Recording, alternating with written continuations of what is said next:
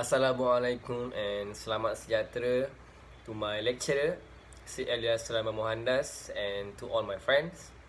My name is Hazim bin Azmi. I'm from MU 223 Faculty Music or Business. My group for ELC 590 is MU 590A. Today I will do activity 15 informative speech mock is practice. I will do the presentations of introductions, one main idea, and conclusions. My topic is the importance of sleep. Firstly, I will do in the introduction of sleep and sleep disorder. On average, we spend about 30% of our life asleep, and we have little idea why. This ignorance is probably the main reason why our society has such little regard for sleep. At best, we tolerate the fact that we need to sleep. At worst, we think of sleep as an illness that needs a cure. This attitude is not only dangerous but unsustainable. Sleep is highly complex state that arises from an interaction between multiple brain regions, neurotransmitter pathways, and hormones, none of which is exclusive to the generation of sleep. This complexity makes sleep very vulnerable to disruptions. Small changes in brain function can have big effect on sleep, and disrupt sleep leads to many health problems. It is important to stress that sleep disruption is much more than individuals' frustrations at failing to initiate or sustain sleep, or even the sensation of sleepy and inappropriate time.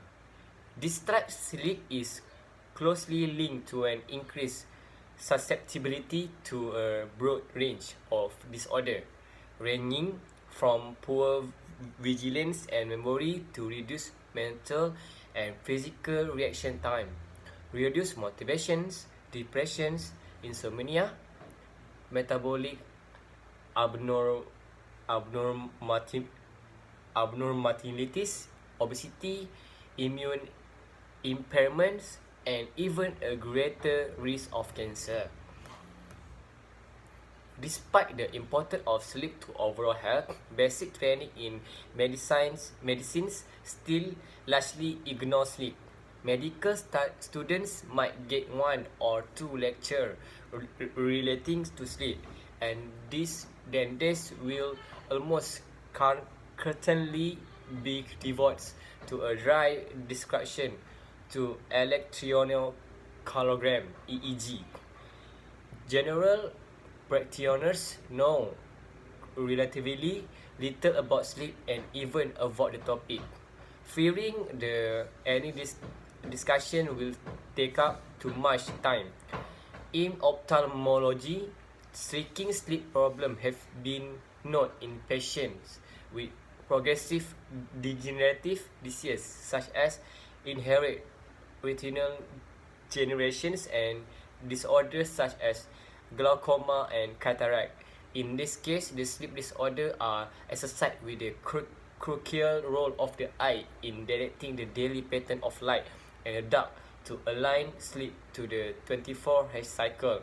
But sleep is rarely addressed in clinical department of ophthalmology, and specific guideline relating to sleep disruptions in ocular disease are entirely lacking.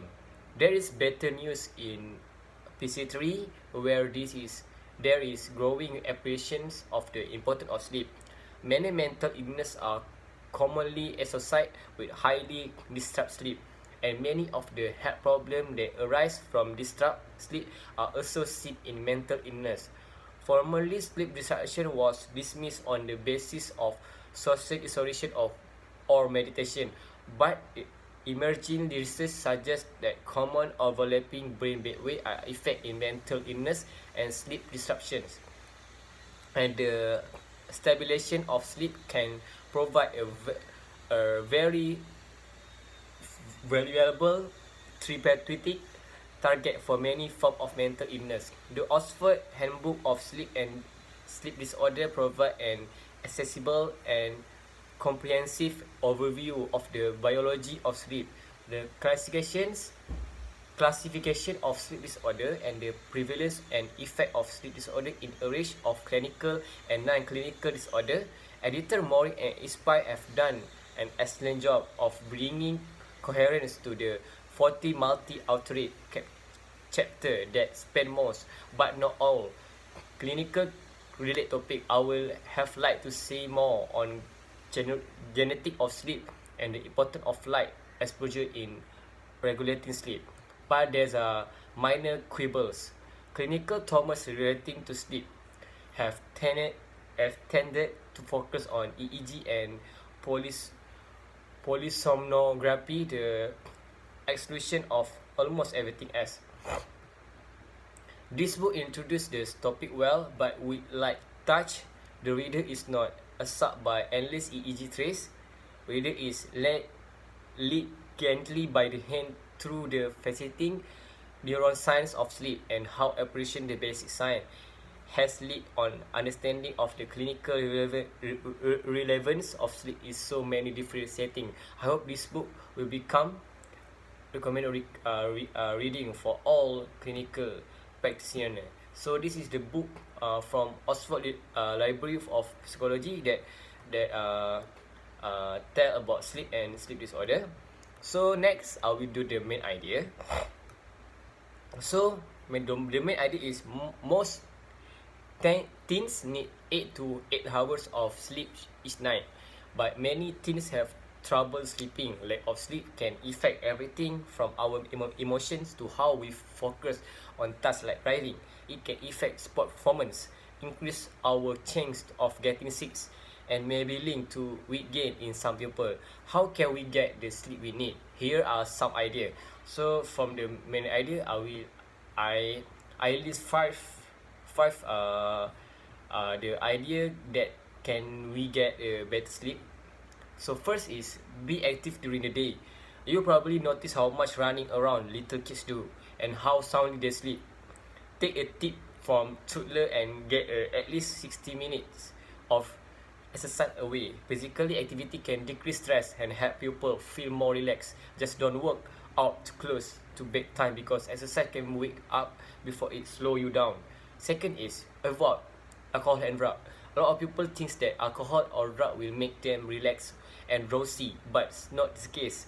Drug and alcohol disrupt sleep, increasing a person's chance of waking up in the middle of the night. Third is say good night to electronic. Right now we all know we have the telephones, computer, everything's.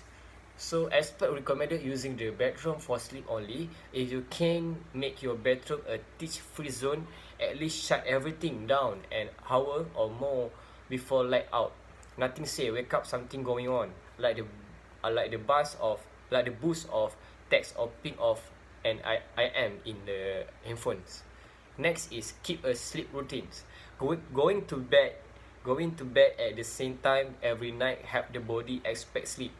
Creating a set bedtime routine can enhance this relaxation effect. So unwind every night by reading, listening to music, spending time with a pet, writing in a journal, playing Sudoku, or doing anything that relax you. Lastly, expect a good night's sleep. Stress can trigger insomnia, so the more you organize about not sleeping, the greater the risk you will lie awake staring at the ceiling. Instead of worrying that you won't sleep, remind yourself that you say good night, I will sleep well several times during the day. It can also help to practice breathing exercise or gentle yoga before sleep. So expect a good night's sleep. So we every day say tonight I will sleep well. So that can make we all are inspired to sleep every day.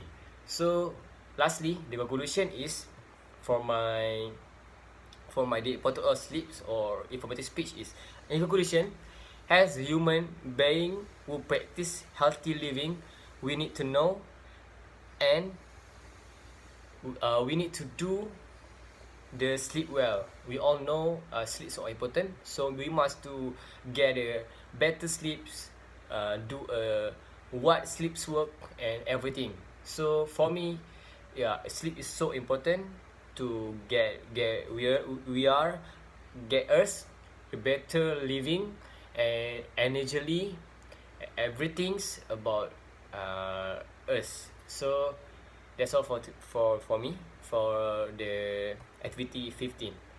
Thank you.